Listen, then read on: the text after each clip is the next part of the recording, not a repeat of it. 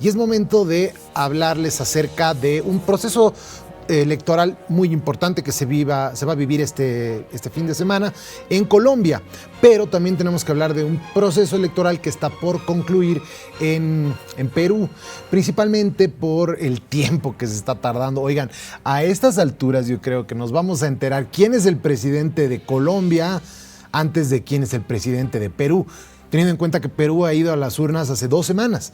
Es increíble que se tarde tanto para elegir un presidente, pero es increíble, todavía más increíble digo, que la situación esté tan pareja. Creo que no habíamos visto una carrera electoral tan ajustada en los últimos años.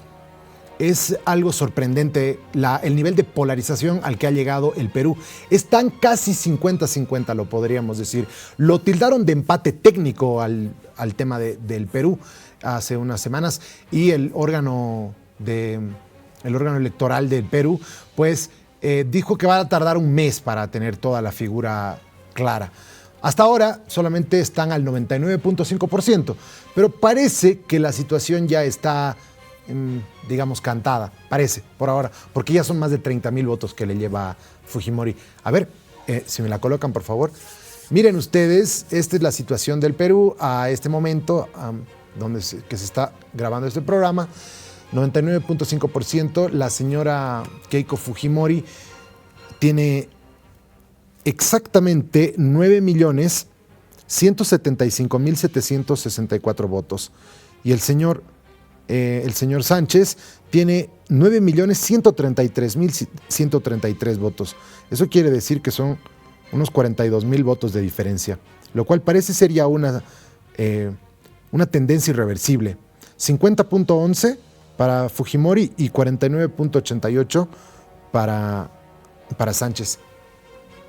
Todo parece indicar que la próxima presidenta del Perú va a ser la señora Fujimori. Oigan, la tercera no es la vencida, ¿no? La cuarta es la vencida. Eso es lo que sucedió. La señora Fujimori le ha intentado 4 veces, ha llegado a segunda vuelta. Las últimas 4 elecciones. Imagínense cuánto tiempo la señora Fujimori está detrás de esto. Y además, la señora Fujimori viene intentando llevarse con esto y viene siendo parte de la política peruana todos estos años también, y es una de las figuras clave de la desestabilización económica del Perú. El hecho de que hayan existido casi 10 presidentes en una década, ella es una de esas figuras. El control que ejerció del Congreso fue fundamental para vacar, por ejemplo, al expresidente, ¿no? Que ahora está atravesando momentos en la cárcel, momentos difíciles, y que trató de poner a su delfín político, el señor Sánchez, y el señor Sánchez se quedó corto. Llegó a la segunda vuelta esta vez, pero la segunda no le dio para esta visión política del Perú, que finalmente ahora se lo lleva Fujimori. Vamos a ver si ahora sí las cosas se pueden calmar y si ahora sí podrá ser que la maldición de 5 años de la presidencia del Perú que no han podido cumplir los últimos presidentes finalmente se pueda lograr. Así que bueno, ese es el lado del Perú. ¿Y por qué queremos enfocarlo de esta manera en LTP Mundo? Porque queremos ver lo que podemos denominarla como la nueva ola azul, o algún nombre le pueden dar. Lo digo ola azul porque la ola rosa fue la que se dio a principios del siglo XXI, con la llegada de Chávez al poder, de Correa, de Evo Morales, de Kirchner. ¿Se acuerdan cuando se tiñó de izquierda esta región? Bueno, ha pasado un cuarto de siglo y eso ha cambiado por completo. Hoy, al 2026, la cantidad de presidentes en Latinoamérica que están en la derecha y alineadas con Estados Unidos es sorprendente. Vamos caso por caso. En Argentina, Javier Milei, la punta de lanza de Donald Trump. En Bolivia, Rodrigo Paz trabaja muy estrechamente con Argentina. De hecho, el señor Cerimedo fue un gran asesor, o es un gran asesor de Milei, y ahí está Rodrigo Paz, también alineado a los intereses de Estados Unidos. En Brasil es, digamos, el caso que todavía está por verse en octubre, si gana el hijo de Jair Bolsonaro, Flavio Bolsonaro, el actual senador podría llevarse la presidencia y ahí sí que se tiñe todo de azul. José Antonio Kast en Chile, alineado con Trump, alineado con Estados Unidos. En Costa Rica, ni que se diga, Rodrigo Chávez, absolutamente. En Colombia está Gustavo Petro, pero esa es una historia que podría cambiar este domingo. Si gana de la Espriella, que enseguida vamos a ver una encuesta, la última encuesta que se ha llevado adelante, tiene amplias posibilidades de ser el próximo presidente de Colombia, igual muy alineado a la derecha y alineado a Donald Trump. De hecho, tanto así que Trump le ha dicho a Colombia que voten por de la Espriella. Tiene su apoyo. El caso de Cuba, bueno, por ahora Miguel Díaz-Canel, pero cada vez más Cuba virando hacia una libertad económica, la necesidad de volver el modelo cubano a la derecha. Daniel Noboa en Ecuador, alineado a Estados Unidos a la derecha. El Salvador, Nayib Bukele, ni que se diga.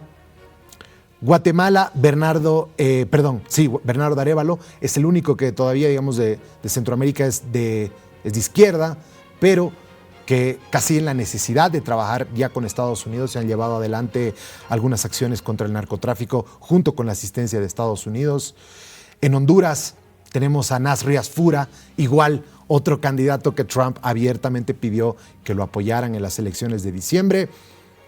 En México está ahí Claudia Sheinbaum, la izquierda. En Nicaragua sigue Daniel Ortega. En Panamá, José Raúl Mulino, alineado también con Trump. En Paraguay, Santiago Peña, también alineado con Estados Unidos. En Perú, lo que ya hemos hablado. En República Dominicana, Luis Abinader, relativamente alineado a Estados Unidos. En Uruguay, Yamandú Orsi, tendencia izquierda. Y en Venezuela, Delcy Rodríguez, del chavismo, pero un chavismo que ya es pro Estados Unidos, ¿no? Manejado por Estados Unidos. Así que vean ustedes cómo realmente ha cambiado, ha virado. 25 años después, tenemos una Latinoamérica que está alineada a los Estados Unidos. Y en Colombia, vamos a ver ahora sí, por favor, la última encuesta. Parece que la derecha de la Espriella va a lograr una victoria este domingo. Parece, según la última encuesta. ¿Le creerán ustedes a las encuestas o no? Según Atlas Intel, 52% se llevaría el señor de la Espriella, y Cepeda se quedaría con 44. Así quedaría la segunda vuelta, lo cual nos muestra un panorama en el que seguramente va a haber mayor cooperación. Hay nuevamente una reintegración de Latinoamérica. Eso es algo bueno. Por lo menos ideológicamente la mayoría de los países están alineados, tienen ideas parecidas. No vamos a decir que son iguales. Obviamente el hecho de estar alineado a Estados Unidos tampoco significa ser un títere, como es el caso de Venezuela, digamos, ¿no? Pero significa que trabajan conjuntamente, significa que hay apertura a la inversión estadounidense, que hay apertura a, en algunos casos, incluso apoyo militar, como es el caso de Ecuador, que lo hemos visto en los titulares, etcétera. ¿Qué otras cosas significa? Nos lo analiza Rafael Archondo en esta oportunidad. ¿Cómo estás, Rafael? Bienvenido. Un abrazo para ti, para tu audiencia. Feliz de estar otra vez en contacto con RTP Mundo. Es un placer tenerte, Rafa. A ver, ¿cómo ves tú esta nueva ola? No sé si le podemos denominar ola azul o qué nombre le pondrías. Pues sí, podría ser azul, pensando que el azul fue eventualmente el color de algunas organizaciones quizás de derecha. Yo diría que se trata de una nueva derecha, Jorge Luis.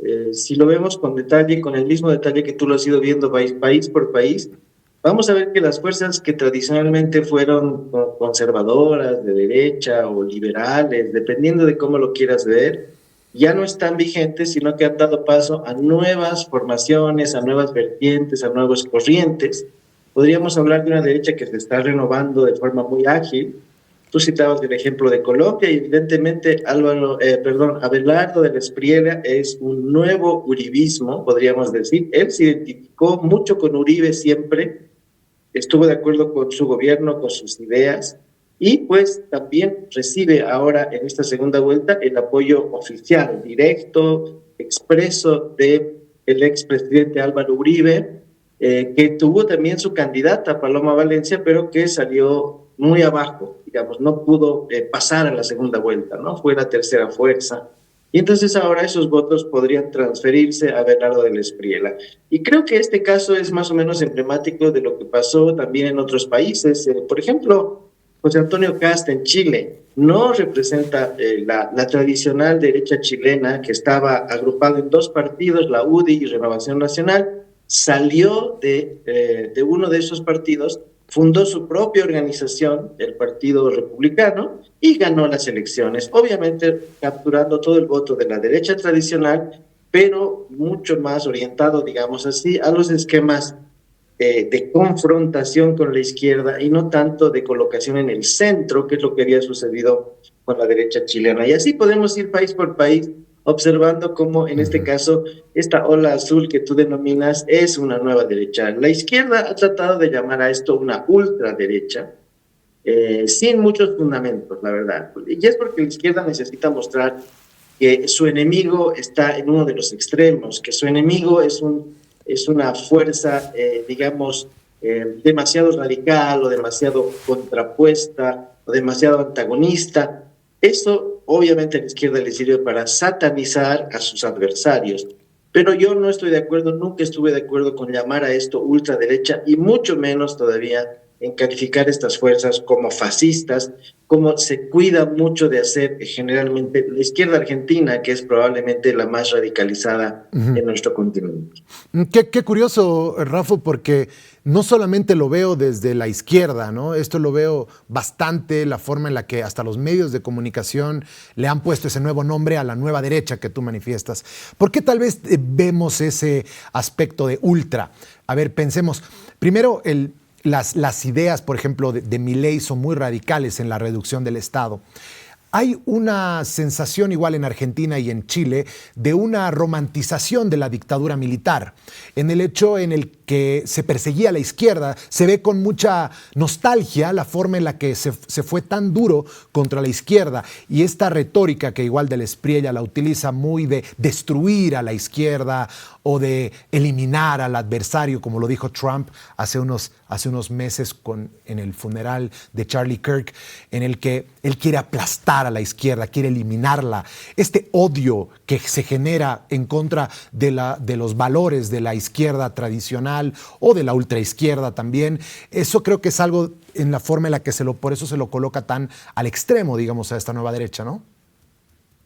Es correcto, yo creo que en general todos estos partidos, estos liderazgos, han salido sobre todo a criticar a la derecha, porque la derecha tradicional se fue colocando cada vez más al centro, ¿no? Creo que Chile es la expresión más clara de aquello, es decir, en los gobiernos de Piñera, básicamente la derecha que tradicionalmente tenía algunas posiciones muy tradicionales desde la época de Pinochet, se fue colocando al centro y se fue haciendo potable, digamos así, para sectores indecisos, para sectores que no estaban tan en ese extremo, ¿no? Y entonces Kast genera una presión desde la derecha y recoloca un poco los términos del debate, evitando ese sentido de centro que estaba buscando Piñera. Me parece que ha sucedido lo mismo en Colombia, es decir, Paloma Valencia fue acompañada en estas elecciones por Luis Daniel Oviedo, que era alguien de centro, prácticamente una persona que Milei calificaría de woke, ¿no? Y entonces Paloma Valencia se puso al lado de Oviedo, juntos participaron de las elecciones,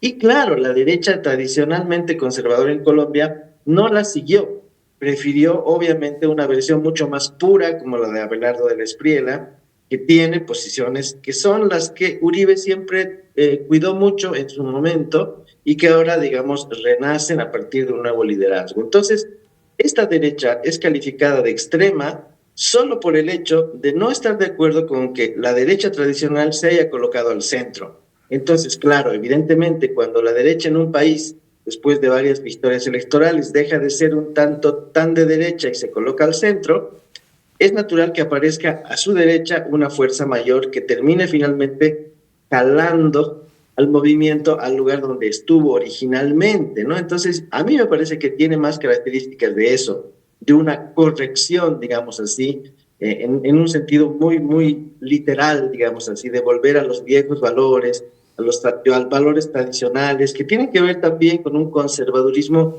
en el plano cultural, en el plano de la vida cotidiana, todo el tema del aborto, de los matrimonios igualitarios, todos estos asuntos que se habían expandido mucho en todas las líneas políticas y que habían dejado de alguna manera a la sociedad tradicional fuera del esquema. Uh-huh. Ahora, justamente tratando de traspolarlo un poco a la tendencia regional, pero traspolándolo un poco ya a la tendencia occidental de lo que está sucediendo en Europa, por ejemplo, en términos de la ideología de que Trump ha logrado diseminar en Europa, que está agarrando ya unos matices muy fuertes. Por ejemplo, en Estados Unidos, la persecución que existe contra los migrantes, toda la forma de tratarlos, de hacerlos ver como subhumanos en algunos casos y tratarlos, encerrarlos en unos campos de concentración o perseguirlos en todas partes. Ese es el modelo que, por ejemplo, yo veía en algunas marchas en Inglaterra, que se dieron en unas protestas en Belfast la semana pasada, que tienen esos tintes, ¿no? Quieren volver a Inglaterra el modelo que está aplicando Donald Trump en los Estados Unidos por este hartazgo que existe contra la migración de los árabes. Entonces, pareciera como si estuviera retornando de alguna forma, estuviéramos volviendo a los años 40, cuando ese mismo miramiento se daba a los judíos. Es correcto, Jorge Luis. Uno de los elementos, una de las banderas, digamos así, de esta nueva derecha en Europa es precisamente la islamofobia, el hecho de preservar, digamos, en cierto sentido, la homogeneidad cultural de cada uno de los países, ¿no? Y de rechazar esta especie de diversidad lingüística, diversidad cultural, diversidad racial, que había sido una de las características fundamentales de lo que llamamos la globalización, ¿no? Es decir, a partir de los años 90, el mundo en general, después de la caída de la Unión Soviética, caminó por esa vía, ¿no? La vía de la globalización, la idea de que todos somos ciudadanos del mundo, de que debemos aceptar las diferencias, pero no solamente aceptarlas, sino colocarlas en el centro de una política de protección de esas diferencias. Mientras más elementos disímiles hubiera en una sociedad, pues más rica se la imaginaba. Y creo que ahora tenemos la, digamos, contracorriente a esta postura, y que está de la mano o va de la mano de un nacionalismo étnico muy claro, ¿no? Que en el caso de Trump evidentemente es la América blanca, anglosajona, que debe seguir ocupando el lugar central y debe evitar sobre todo que demográficamente los migrantes, quienes no forman parte de esta identidad anglosajona, terminen siendo una mayoría, es decir, superen en números, digamos así, a lo que ha sido, digamos, la etnia principal de los Estados Unidos, ¿no? Y lo mismo me parece que ha sucedido en muchos países de Europa, está sucediendo, y pues quizás América Latina está viviendo un poquito parte de esa experiencia, porque al principio, cuando surgieron las corrientes de ultraderecha en Europa, Le Pen en Francia, AfD en Alemania, se las satanizó muchísimo, pero a medida que han ido creciendo, que han abarcado ya casi el 30, 35, 40% del electorado, ya no se puede dar el lujo el sistema político de excluirlos. Entonces, bueno, también de alguna manera se está aceptando allá que estas corrientes tienen derecho a existir y que lo mejor es que estén representadas, ¿no? Entonces, bueno, creo que es un fenómeno internacional, mundial, que tiene que ver con una reacción en contra de la globalización y que nos lleva a pensar, como bolivianos, por ejemplo, hasta qué punto son o serían exitosas las ideas de la plurinacionalidad, ¿no? Creo que ahora con los bloqueos, con todo lo que está pasando en Bolivia en estos 50 días de asedio sobre las ciudades, también nos ponemos a pensar, Jorge Luis, en si realmente era posible esa utopía de una nación formada por varias naciones, con varias identidades, con varios símbolos que representarían a parcialidades y particularidades. Y si a lo mejor no estuvo bien nomás el proyecto del MNR de construir una nación boliviana homogénea, mestiza, que recogiera, digamos, todos los aportes de las culturas, pero que no dejara estos espacios vacíos de soberanía, que es lo que estamos viviendo un poco en la situación actual, ¿no? Perdón que me haya referido a Bolivia también. No, perfecto. Pero creo que un poco estamos pensando todo esto en este contexto. Sí, está excelente. La verdad, justamente eso era que quería. Quería entrar un poco más profundo al resurgimiento de esta nueva forma de pensar, que además coloca a una polarización de la región un tanto tóxica, ¿no? El hecho de ver que ya es imposible poder estar en consonancia con las ideas del otro lado, me parece muy peligroso para el propio modelo democrático. Me parece que es como que vamos a ingresar con esta nueva ola de la nueva derecha a un repensar de la democracia. El hecho de que ya no sabemos si esa es la forma que de gobierno de Occidente, bueno, de la región en realidad. Se me hace que vamos a vivir un cambio, una transformación a raíz de estos nuevos gobiernos. Y vaya que es profunda tu forma de ver las cosas, Jorge Luis, efectivamente. Es decir, es como si se estuvieras entronizando ya en nuestras cabezas, sobre todo en la de las nuevas generaciones, la imposibilidad de convivir, ¿no? Me parece que eso es lo más terrible, lo más dramático. La globalización ofrecía la posibilidad de una convivencia universal, una convivencia que se da un poco en el Mundial de Fútbol, ¿no? Ahí vemos cómo distintas figuras, distintos colores, distintas tradiciones y genealogías combinan un equipo que es capaz de ganar una copa. Sin embargo, me parece que el paradigma del Mundial de Fútbol no es el paradigma que se está haciendo cada vez más fuerte en todas partes. Y entonces estamos entendiendo que la corriente que respaldó a Trump de manera obstinada durante 2 elecciones quizás es una corriente más universal de lo que pensábamos, no es solamente algo que se esconda en Estados Unidos, sino que va, digamos, impulsándose con mucha fuerza, y me parece que las redes sociales también han ayudado a fortalecer esta especie de fortalezas, ¿no?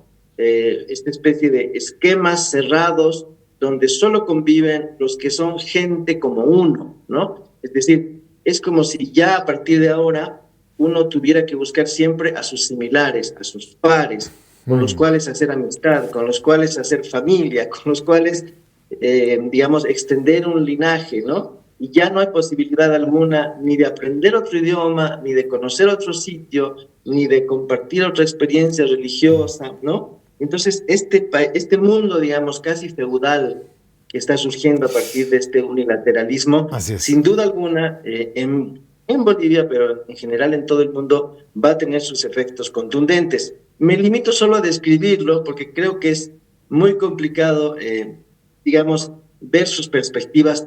Tal vez es muy pronto para ello, pero creo que es muy importante que lo hayamos podido precisar. Fantástico, querido Rafa, ha sido excelente haber profundizado a este nivel esta conversación. Te agradezco mucho. Gracias a ti, Jorge Luis, y pues seguiremos en contacto. Que así sea. Bueno, marquen estas palabras, porque les aseguro que esta nueva era que se viene con estos nuevos gobiernos que están tomando, van a conformar una transformación de nuestro modo de gobierno, de nuestro modo de democracia. La democracia está en crisis, está en su peor momento, porque el país que la vendía, el país que la contagiaba como un modelo para el mundo, está en turbulencia. Ni siquiera ese país puede respetar sus propias reglas, ni siquiera ese país y sus instituciones pueden soportar lo que está haciendo Donald Trump. Entonces, vamos a ver qué se nos viene con esta nueva ola azul.